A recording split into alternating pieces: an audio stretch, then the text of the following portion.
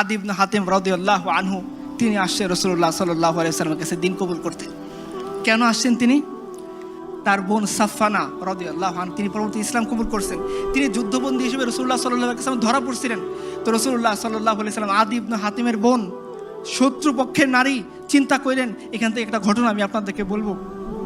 শত্রুপক্ষের নারী ধরা পড়ছে, রাসূলুল্লাহ সাল্লাল্লাহু আলাইহি ওয়াসাল্লামের কাছে নিয়ে আসা হয়েছে। আল্লাহ রাসূল তাকে মসজিদ নববীর পাশে একটা কামরায় ওইদেরকে থাকতে দিয়েছেন। সাফফানা যখনই রাসূল সাল্লাল্লাহু আলাইহি ওয়াসাল্লাম তার সামনে দিয়ে যায়, তিনি রাসূলের কাছে কিছু বলতে চান, কিন্তু রাসূল দ্রুত চলে যান। এরকম 2-3 দিন পরে সাফফানা বলছেন, ইয়া রাসূলুল্লাহ, আমাকে আমার ভাইয়ের কাছে ফেরত পাঠান। তখন রাসূলুল্লাহ সাল্লাল্লাহু আলাইহি ওয়াসাল্লাম বলতেছেন, হে তুমি কে? বলতেছে, আমি আদি ইবনে হাতিমের বোন, হাতিম তাইর কন্যা সাফফানা। তখন রাসূলুল্লাহ সাল্লাল্লাহু আলাইহি ওয়াসাল্লাম বলছে, দেখো তুমি তাড়াহুড়া করো না, তুমি তোমার একজন যাওয়ার জন্য গাইড খোঁজো, বিশ্বস্ত গাইড যদি পেয়ে যাও তখন আমাকে জানাবা, আমি তোমাকে তোমার ভাইয়ের কাছে পৌঁছানোর জন্য ব্যবস্থা করে দিব। রাসূলুল্লাহ সাল্লাল্লাহু আলাইহি ওয়াসাল্লাম যখন এই মহানুভবতা দেখাইলেন এবং তার জন্য ওই তার ভাইয়ের কাছে যাওয়ার জন্য যখন একটা গাইড পাওয়া গেল, তখন সে আল্লাহ রাসূলের কাছে এসে বলতেছেন, ইয়া রাসূলুল্লাহ, গাইড ম্যানেজ হয়ে গেছে, আমার ভাইয়ের লোকেশন ট্রেস হয়ে গেছে, আমাকে এখন যাওয়ার জন্য আপনি অনুমতি দিয়ে দেন। রাসূলুল্লাহ সাল্লাল্লাহু আলাইহি ওয়াসাল্লাম এই যুদ্ধবন্দী নারীকে যাওয়ার জন্য পাথেও দিয়েছেন, নিজের চাদর মুবারক খুলে বলছেন, যাও সাফফানা, তোমার ভাইয়ের কাছে চলে যাও। আজকে দেখেন পশ্চিম আমাদেরকে জীবন ব্যবস্থা দেয়, এই জীবন ব্যবস্থা আমাদের বোন আফিয়া সিদ্দিকীকে কত হাজারবার ধর্ষণ করে। এই তো পশ্চিমের জীবন ব্যবস্থা। যান সেই পশ্চিমের সামনে মাথা টেকেন, আমরা আল্লাহর সামনে মাথা টেকাবো। আপনারা সেই জীবন ব্যবস্থা নিয়ে সন্তুষ্ট থাকেন যে জীবন ব্যবস্থা আমাদের বোন আফিয়া সিদ্দিকাকে কয়েক হাজারবার ধর্ষণ করে তাকে প্রস্তাব দিয়েছে। তার বোনের ঘটনা আমি বাড়িয়ে কোনো কথা বলতেছি না। তাকে বলা হয়েছে যে তোমাকে ছেড়ে দেব, যাও কুরআনের সামনে পা দিয়ে যাও।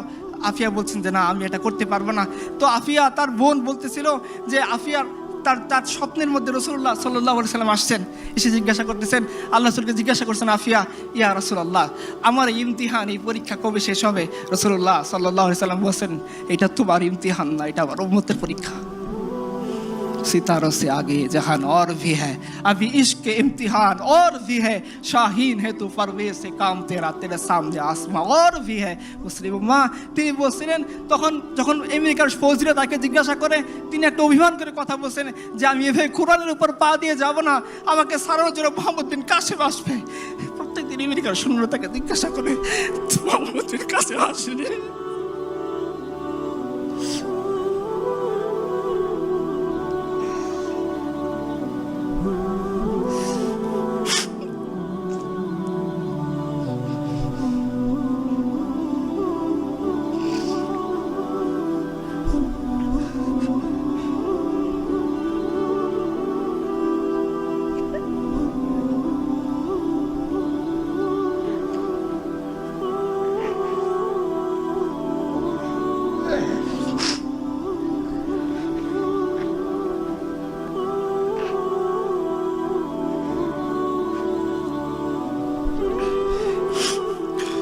রাসূলুল্লাহ সাল্লাল্লাহু আলাইহি ওয়াসাল্লাম সাফফানাকে ফিরিয়ে দিয়েছেন।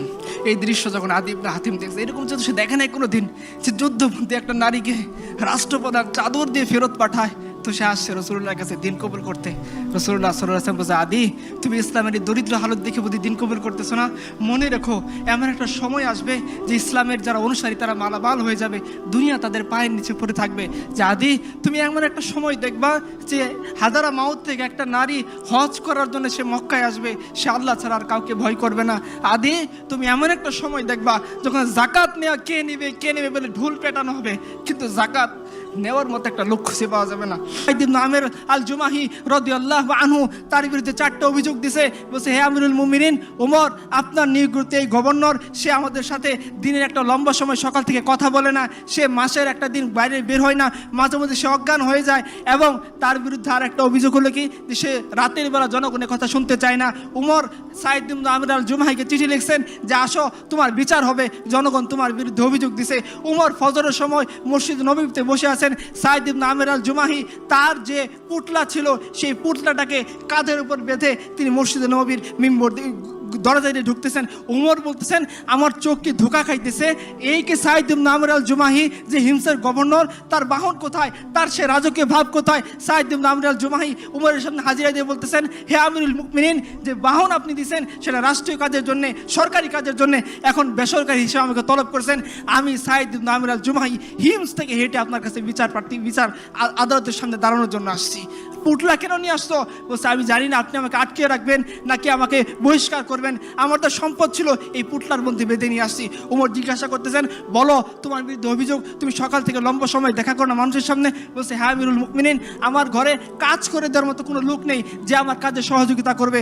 সকাল থেকে ফজরের পরে ইশরাক করার পর কিছু সময় আমি সারাদিনের রান্না বান্না যা আছে সব কিছু নিজে করি, এরপরে বের হই, এই জন্য তারা আমাকে দেখার জন্য সময় মিলাইতে পারে না। বলছে মাসে যে একদিন লেট করে আসো, জুমার জন্য লেট হয়। বলছে হ্যাঁ আমিরুল মুমিনিন, আমার একটা মাত্র কাপড়, এই কাপড়কে মাসের একটা দিন আমি ধুই, যেদিন ধুই শুকাইতে দেরি হয়, এই জন্য বের হইতে দেরি হয়। বলছে রাতের বেলা কেন মানুষকে সাক্ষাৎ দিতে চাও না? বলছে হে আমিরুল মুমিনিন, দিনের বেলা আপনার যে দায়িত্ব সেটা আমি পালন করি, আর রাতটুকু আমি আমার রবকে দেই। বলছে হে তুমি যে মাঝে মাঝে অজ্ঞান হয়ে যাও, তোমার কি মৃগের রোগী আছে? বলছে না না না, আমার মৃগের রোগ নাই।